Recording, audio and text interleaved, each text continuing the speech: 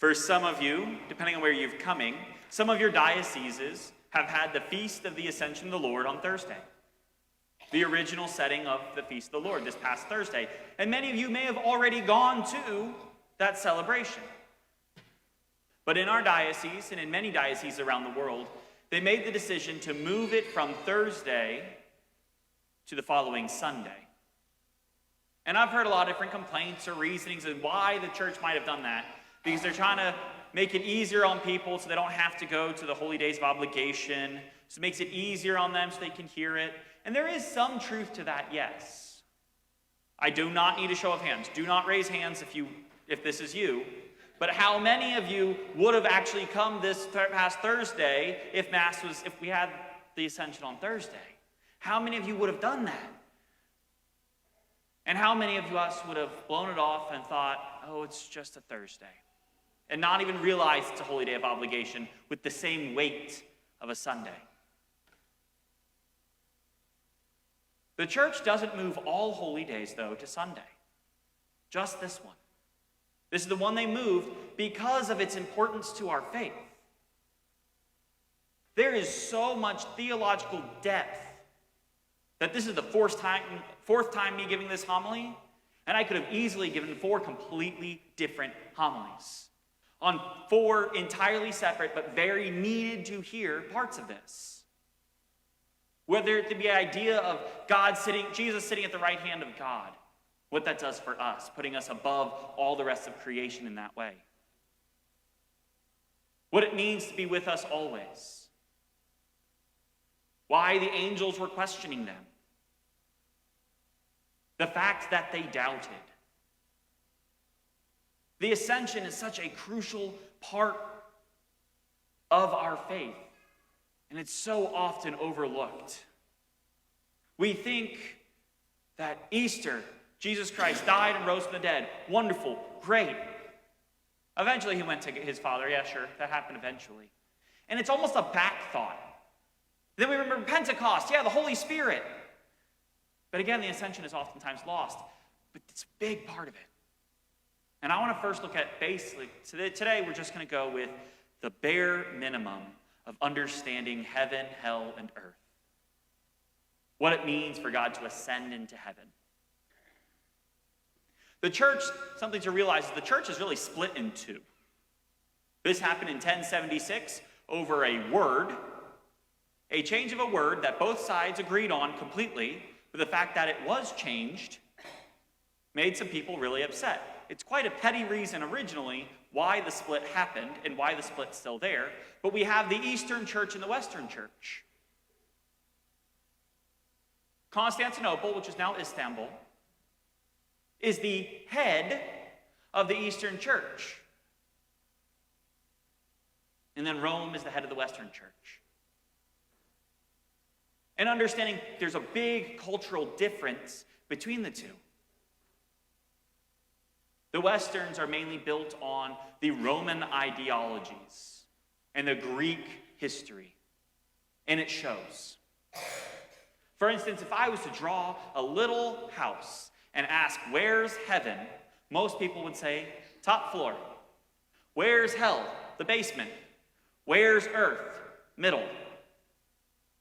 That's a very, very Western and Greek mindset.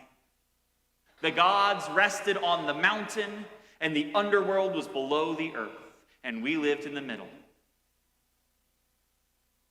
But it's quite different in the East. If I drew that same picture, where's heaven? Right in the middle. Where's hell? Right in the middle. Where's earth? Right in the middle. All the same location. All the same place. There's no difference.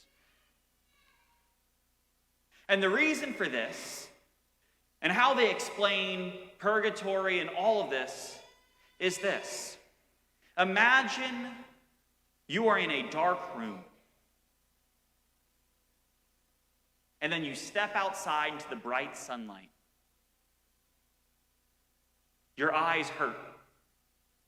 You have to adjust to this brilliance. But eventually you do, and you see everything clearly.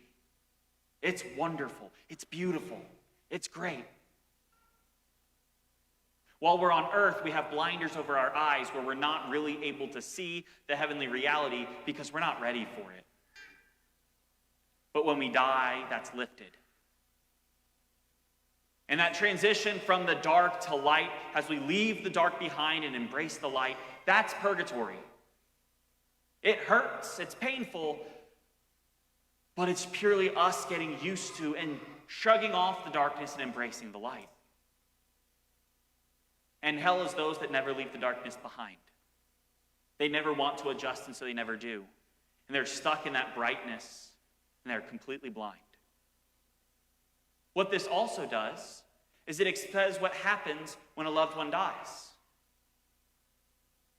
I love my family very much, and to think that if I go to heaven, God willing, or they go to heaven, and anyone in our family is not there, would I truly be happy? Well, yeah, I've got God.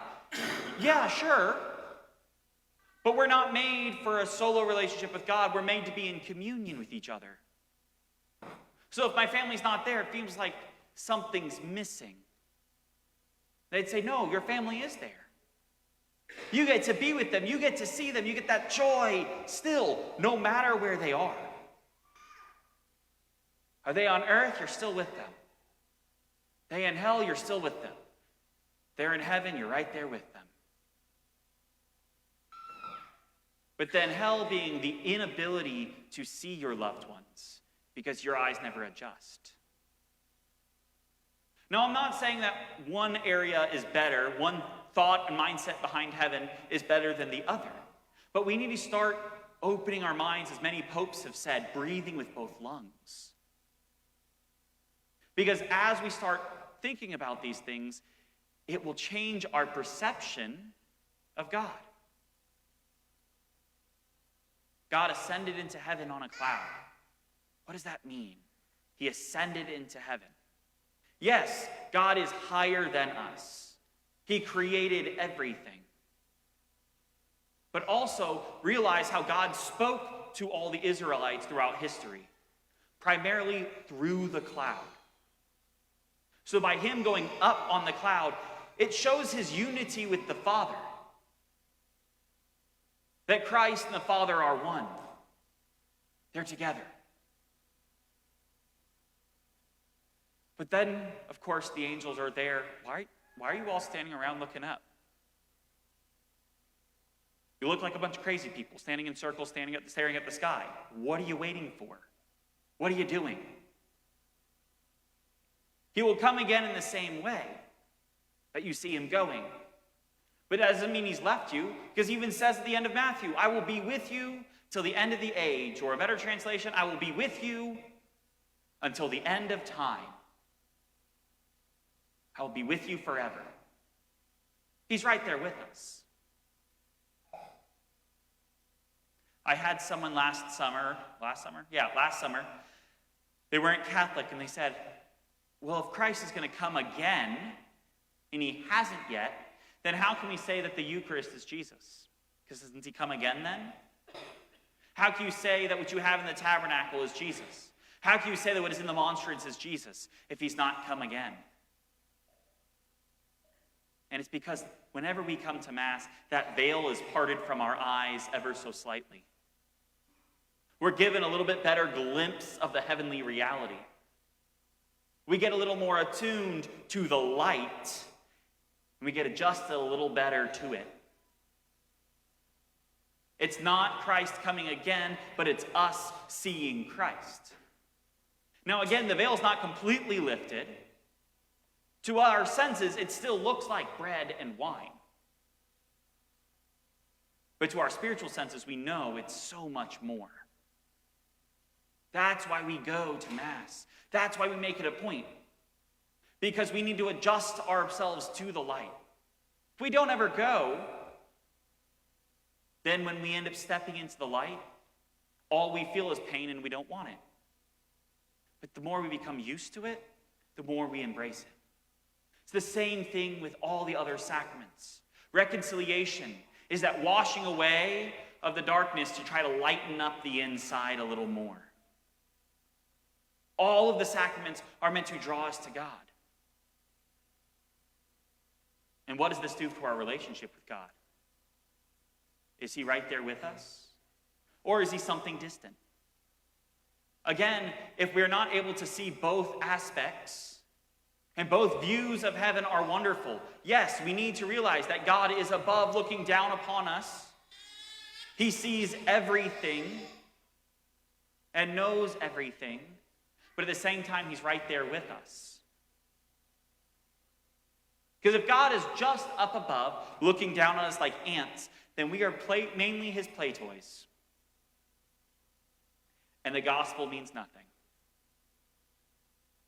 But if he's purely along with us and there's nothing where he can look upon us, then we forget his divinity. The two greatest heresies, false teaching, false beliefs that lead us astray in this world that are present today, are both two of the most ancient of heresies. One is held by non-believers, and one is held primarily by believers. The one from non-believers goes all the way back to Arius. Arius stated that Jesus was superhuman but not God. Because God could not suffer and die, that doesn't make sense. So Jesus was just superhuman. And in the Council of Nicaea, around the 3rd century, which is the creed we still say today, they condemned Arianism. No, he is fully God, because if he's not God, then his death means nothing. So what? If he died, why is his death better than anyone else's sacrifice if he's not God? Then you get the heresy held by most believers.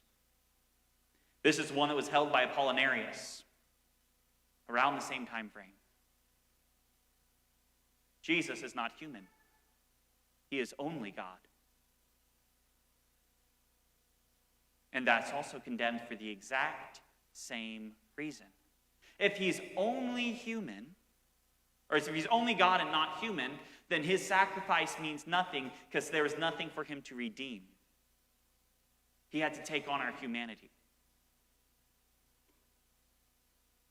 Which is why both aspects of our faith, both images of heaven, are very important. To not forget Christ's humanity, but also his divinity. If Christ is always with us, then he's with us in those joys. He's with us in those pains. Those times that we don't see him or know where he is, he's right there with us, crying with us. He's right there behind us, giving us a push to go forward. He's right there calling out to us. He never leaves us. Let's use the ascension as a time to understand who God is and how he loves us. Let's, as we wrap up this Easter season next week, let's commit ourselves to actually growing in actual relationship with God, knowing as the one that walks with us. Let's continue to run to the light and shrug off the darkness.